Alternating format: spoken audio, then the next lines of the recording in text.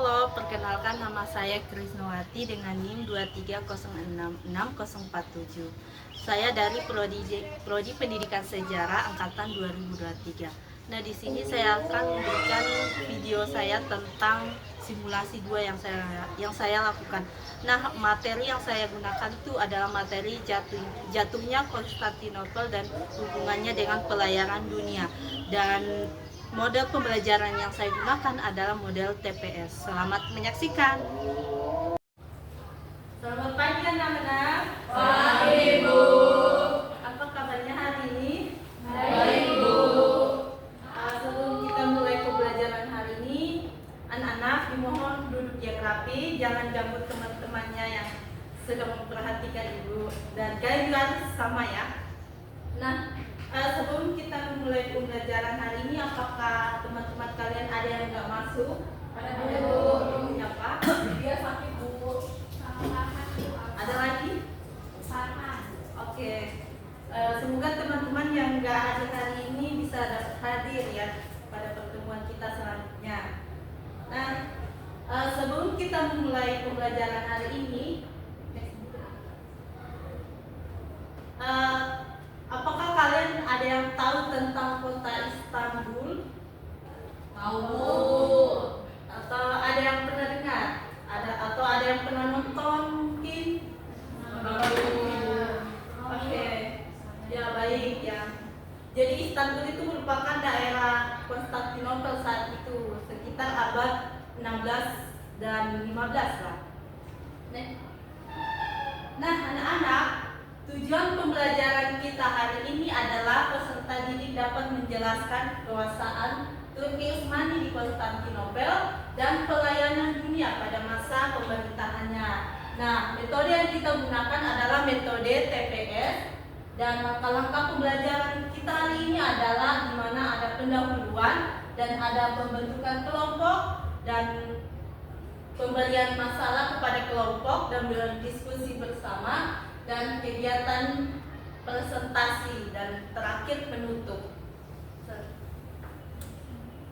Nah, materi atau sebab yang kita bahas hari ini adalah penguasaan Konstantinopel atau jatuhnya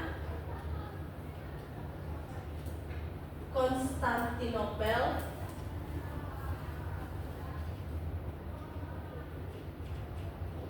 dan hubungannya dengan pelayaran dunia.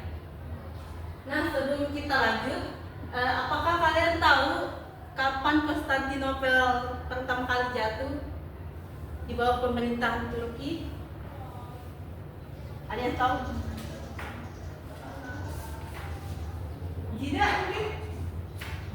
Tahun 1453, Bu. Betul sekali, beri tepuk tangan untuk Jida ya.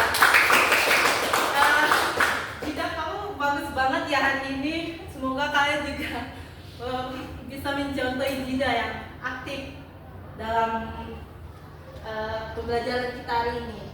Nah, kita masuk saja pembelajaran kita hari ini, yaitu tentang penguasaan Konstantinopel. Dulu Konstantinopel ini adalah wilayah yang strategis antara benua Eropa dan benua Asia yang merupakan jalur perdagangan rempah-rempah saat itu ya.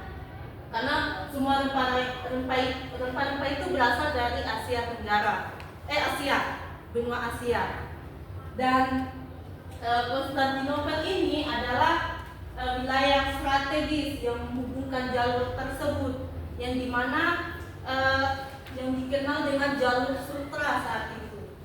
Dan pemerintahannya ini adalah di bawah pemerintahan Romawi Bizantium dan kemudian diambil alih oleh Turki Utsmani. Kemudian tepat pada tahun 1453 itu adalah jatuhnya Konstantinopel, yang dimana diambil alih oleh Turki Utsmania. Nah, alasan dari jatuhnya Konstantinopel ini karena Turki saat itu ingin menguasai wilayah tersebut. Mengapa? Karena jalur ini adalah kota ini adalah merupakan jalur perdagangan dan semua negara ingin menguasai terutama Turki, dan akhirnya Konstantinopel ini jatuh di 1453. Alasannya karena Turki ini terus menyerang Konstantinopel saat itu, yang menyebabkan kekalahan-kekalahan dan perebutan wilayah-wilayah kecil, dan pemerintahan Romawi Bizantium ini semakin kecil lah wilayahnya. Kemudian ada salah satu lagi faktornya karena alat perang mereka itu lebih modern daripada alat Turki alat Bizantium, Romawi Bizantium saat itu. Nah, kekalahan Konstantinopel ini dipimpin oleh Muhammad Al-Fatih, atau yaitu adalah penguasa Turki saat itu, yang dimana dia ini adalah seorang khalifah atau pemimpin Turki saat itu. Dan di bawah pemerintahnya Al-Fatih ini akhirnya dia berhasil menguasai Konstantinopel saat itu. Selanjutnya, kemudian tepat pada tahun 1450 ini, Ali Al-Fatih ini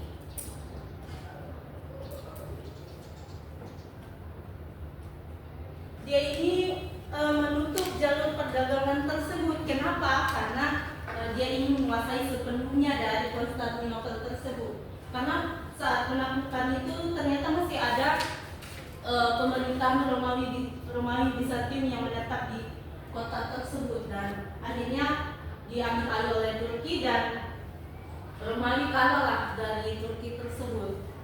Kemudian setelah dia mengambil alih Konstantinopel tersebut, dia akhirnya menutup perdagangan tersebut.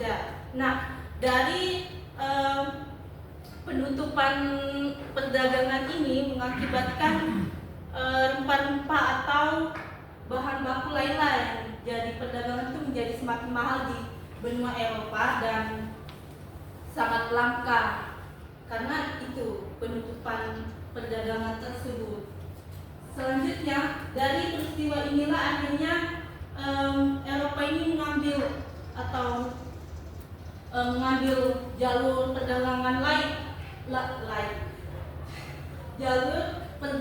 lain, terutama di jalur laut, karena pada saat itu belum ada jalur laut, dan mereka ingin mengambillah jalur laut tersebut, karena saat itu katanya jalur laut ini sangat tidak mungkin dilakukan karena banyak mitos yang dipercayai masyarakat. Kemudian akhirnya 1480 sampai 1484 ini mulailah Eropa melakukan perdagangan jalur laut.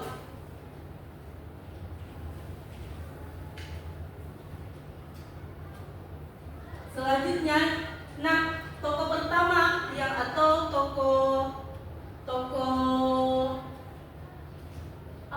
toko Portugis lah yang orang pertama kali yang ingin melakukan penjelajah samudra jalur laut, dan tepat dia ini adalah atau dipanggil biasa namanya Diogo Cao atau biasa diejak Cam, yang merupakan seorang navigator dan penjelajah Portugis, dan di sana ia membuka jalur pilar batu untuk menandai kekuasaan Portugis di daerah-daerah tersebut. Mungkin itu saja materi kita hari ini, anak-anak. Terima kasih. Sebelum kita lanjut berbagi kelompok, apakah kalian ada yang mau bertanya atau ada yang belum mengerti? Ada? Oke, tidak ada. Baik, hari ini Ibu akan membagikan kalian kelompok, yaitu terdiri dari 3 kelompok, mulai berhitung dari Titin mungkin. 1, 2, 3. 3. 2. 3. 1. Oke, silakan duduk di tempatnya masing-masing. Kelompoknya masing-masing.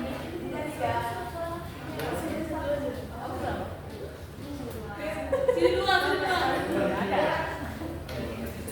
Ayo, balik aja lah. Sini lagi.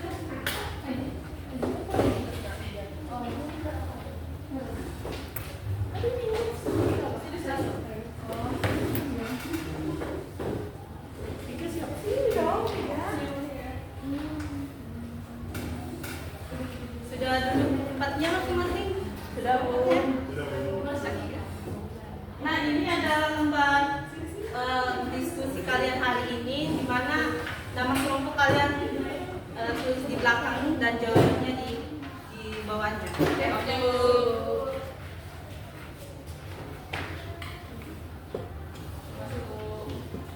Makasih ya, Bu. Ya.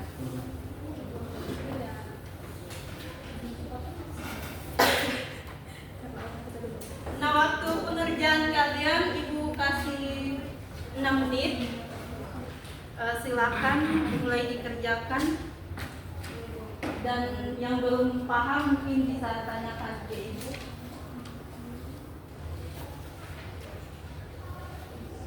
Ada yang belum paham?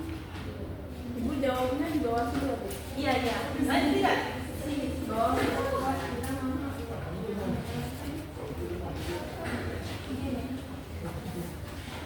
Ada yang bingung? Iya, belum ada sih.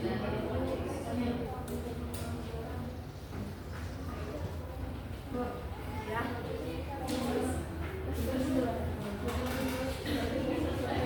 Iya. Ini kelompok berapa ya? 1. Ini kelompok berapa? 3. Ini 2, Bu. Oke. Mohon kerjasama setiap kelompok ya, jangan ada yang nggak kerjain, sama-sama berdiskusi sama-sama. Kita kerjain kok. Kelompok 1 nanti Bu. Jangan ya, nggak boleh. Jangan ada yang kurang. lihat, Bu. Ini dia.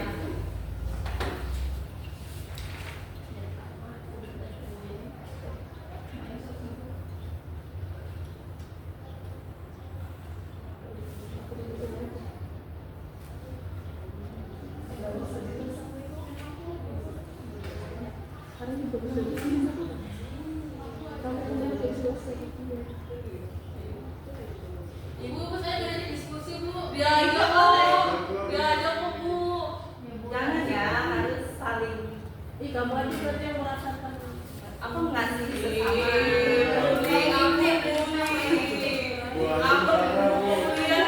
Nggak boleh ya, nggak baik.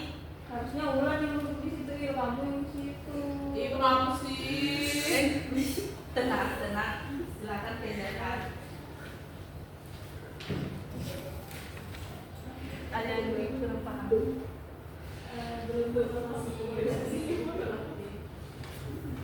Jika bantuin ya tidak, jangan lihat saja.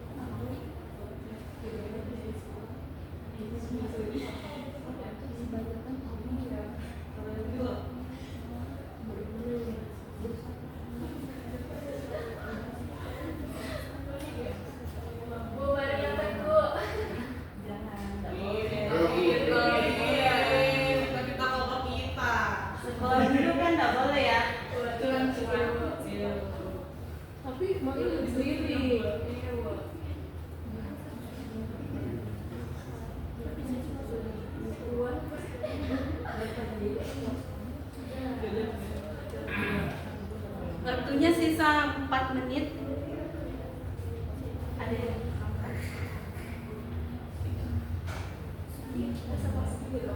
Iya, jadi anak-anak setelah berdiskusi nanti kalian mempresentasikan hasil diskusi kalian atau kesimpulan.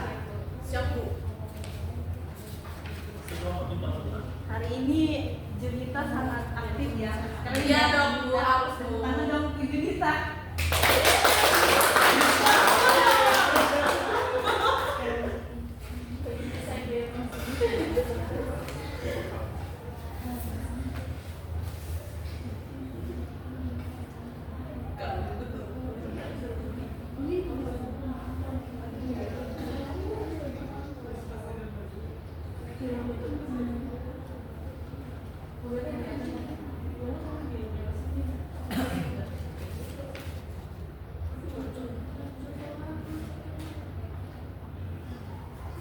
Waktunya sisa 3 menit.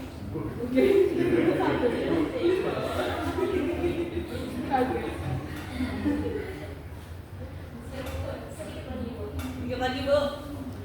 Ayo lupa. Dia mau.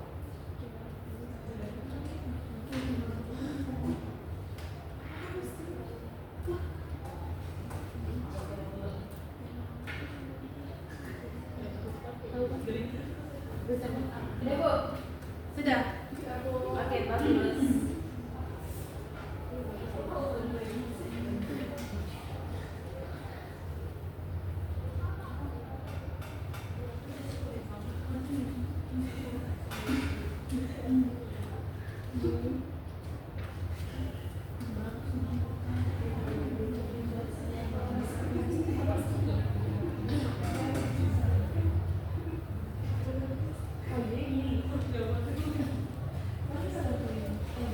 Apa ada yang sudah selesai? Emangnya orang nggak berpikir. Bagus ya. Waktu kita sisa 1 menit.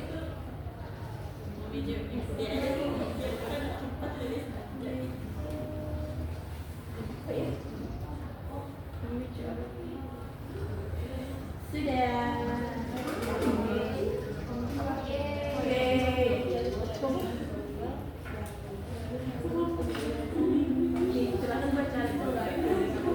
Baik anak-anak, waktunya sudah selesai. Nah, hasilnya kalian presentasikan hasil kesimpulan kalian minggu depan. Mungkin perwakilan 1 orang aja setiap kelompok. Mungkin kelompok ini berapa? Kelompok 2. Silakan 1 orang aja. Kita dulu.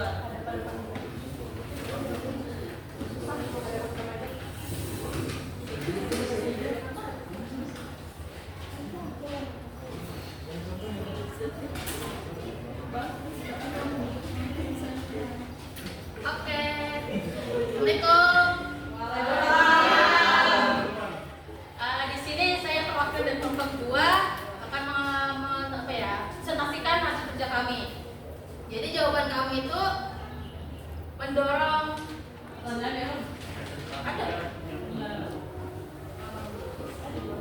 Jadi berdasarkan pernyataan tadi dan analisis kami mendapat jawaban bahwa jadi jawabannya adalah mendorong kolonialisme dan sistem perdagangan antar benua yang terintegrasi, penjajahan samudera yang dipicu oleh peristiwa 1453 yang benar.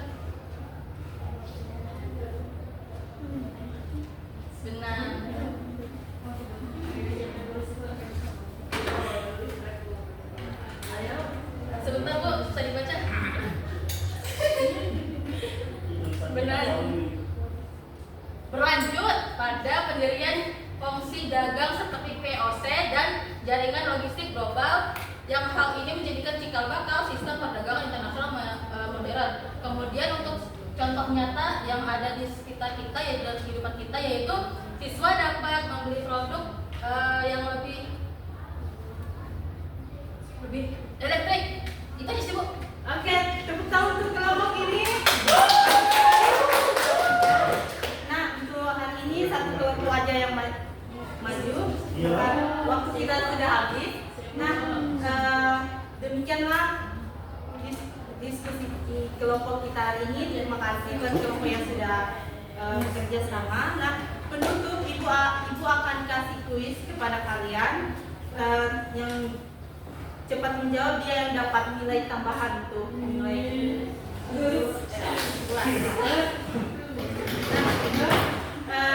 anak-anak, apa tujuan Konstantinopel menguasai Turki Utsmania?